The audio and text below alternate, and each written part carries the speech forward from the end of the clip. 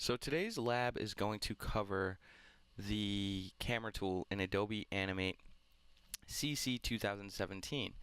I just recently updated my software and found this new amazing, awesome tool, the camera tool.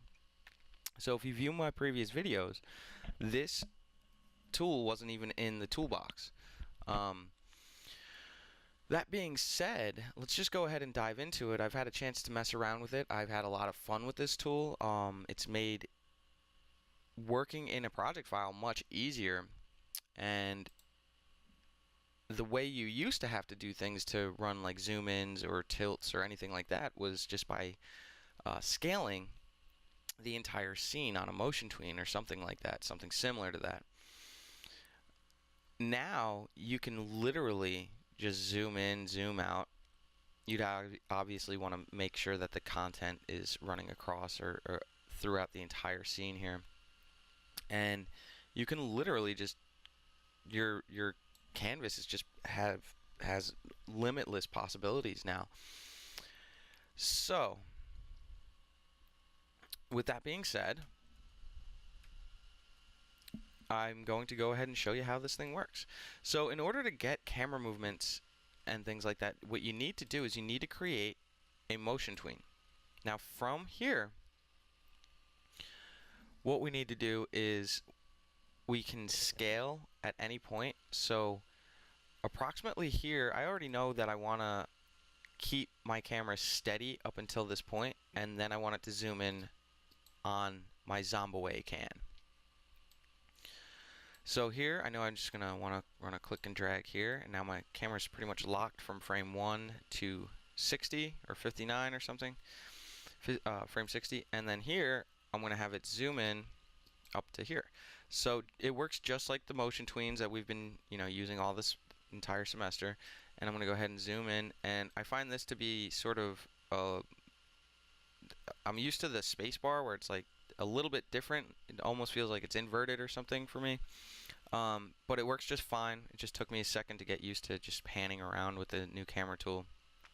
Anyway, and then just zoom into where you'd like to focus on, and I'm gonna give it a little bit of a title safe here, something like that, and it's gonna zoom in here on my Zombaway. And then once he's about to pass about here, I'm gonna have it zoom out. So I'm gonna lock this camera. I'm gonna copy properties of this frame, of just this frame, and then right about here I'm gonna paste properties, and then I'm going to zoom out,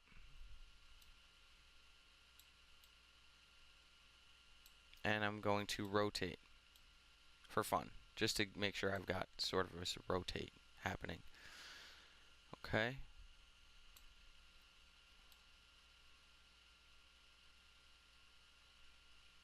Alright. And I'm going to go up to approximately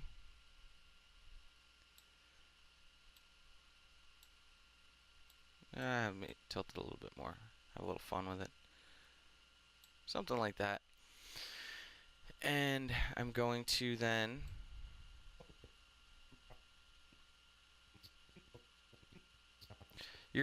as I scrub through this, you notice it slightly starts to tilt already, and I don't want it to do that because I want it to have this camera pretty much locked up to that point. So what I'm going to do is on this camera, I'm going to go ahead and fix it really quickly, and I'm going to insert keyframe all, and that's how you fix that. I've gone over this in a much earlier lab. Totally just slightly slipped my mind, but I'm just going to quickly zoom in one more time. This is a pretty easy zoom.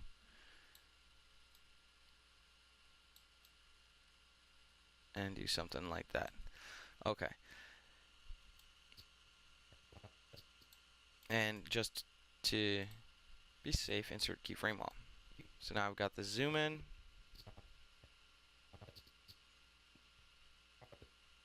And I want to copy properties of this one because I want it to be locked, and paste properties here. And then I want it to do the tilt and the zoom out. Right? And then also, when it gets to this point, I want to show a little bit more of that explosion. And I could even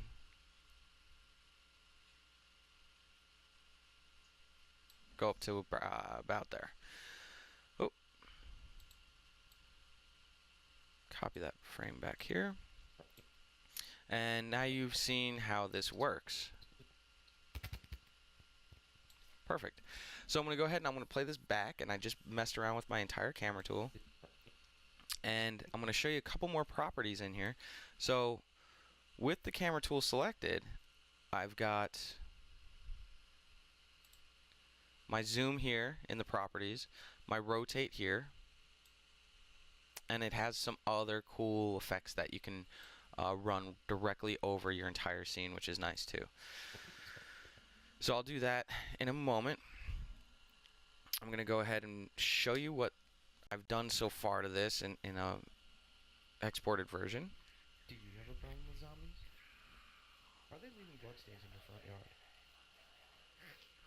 Well then, you need Zombaway, the #1 product to dispose of zombies. Only $25.99.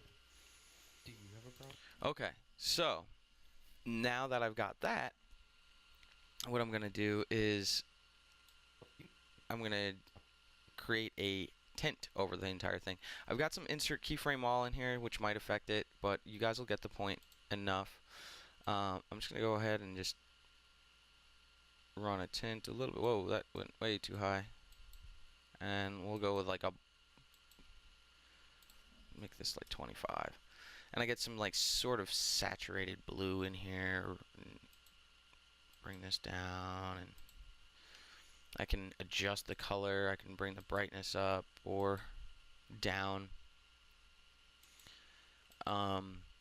Contrast I can adjust here. Saturation, as I was just talking about, I can adjust the hue, and now I've got some really, whatever you're really going for. And that entirely changes the entire thing.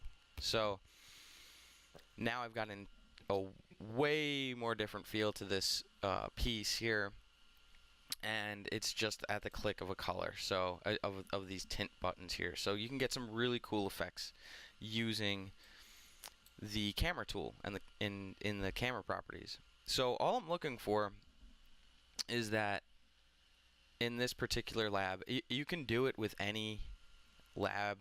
It could be, with the fire lab we just did, or the explosion. Just give yourself enough frames.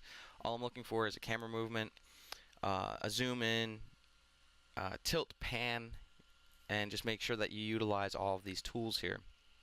And that's it. I'm not looking for anything really complicated. I just use this file in particular just because it has a little bit more to sort of demonstrate the effectiveness of the camera tool, as in comparison to showing you it done with like the lightning bolt we did earlier in the semester, or any other type of lab. I feel like this lab really gets the best usage out of the tool with an actual project file.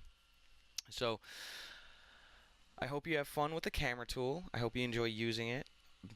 Play around with the settings, upload your assignment, and just make sure that you got the camera movements in there. So anyway, I hope you enjoyed this lab, and I'll be looking forward to seeing you guys next time. Thanks for watching.